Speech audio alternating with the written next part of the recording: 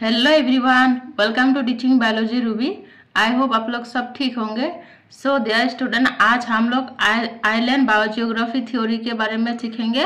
तो island biogeography theory क्या होता है? Island biogeography theory explain how species come to be distributed among island. Island biogeography theory बताता है कि स्पीशीज आइलैंड के बीच कैसे डिस्ट्रीब्यूट होता है। ये कुछ टर्म है, आप लोग याद रखिएगा, जैसे कि बायोजियोग्राफी। बायोजियोग्राफी क्या होता है? Study of geographical distribution of species and reason for their pattern of distribution.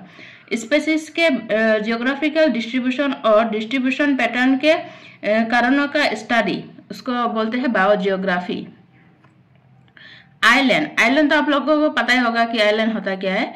Any isolated habitat that totally separate from other of its kind.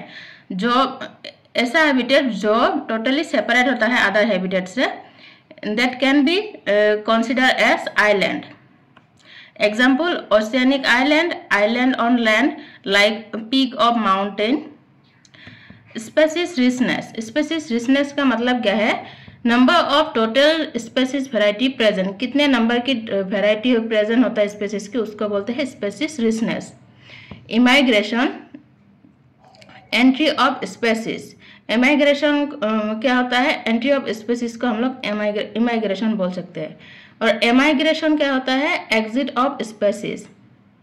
Island biogeography theory was proposed by Robert MacArthur and E.O. Wilson. किसने propose किया था? Robert MacArthur and E.O. Wilson ने। This theory also called the equilibrium theory. इस theory को क्या बोल सकते हैं? इक्विलिब्रियम थ्योरी भी बोल सकते हैं।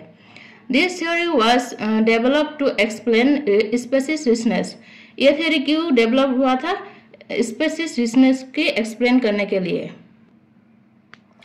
According to this theory, the level of species diversity on the habitat island arises as a balance between the process of colonization, immigration and extinction of species. Habitat island पर species की diversity का level immigration and extinction होने की process के बीच संतुलन के रूप में एराइज होता है। यह है ग्राफ, आप लोग देखिएगा।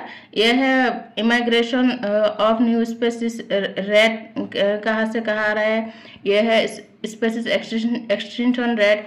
ये देखिए कि डिक्रीज लेवल से इंक्रीज हो रहा है, ये इंक्रीज लेवल से डिक्रीज हो रहा है।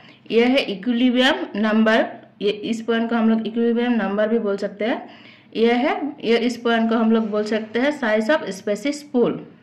तो आप लोग ये ग्राफ याद रखिएगा, ये बहुत इंपॉर्टेंट ग्राफ होता है।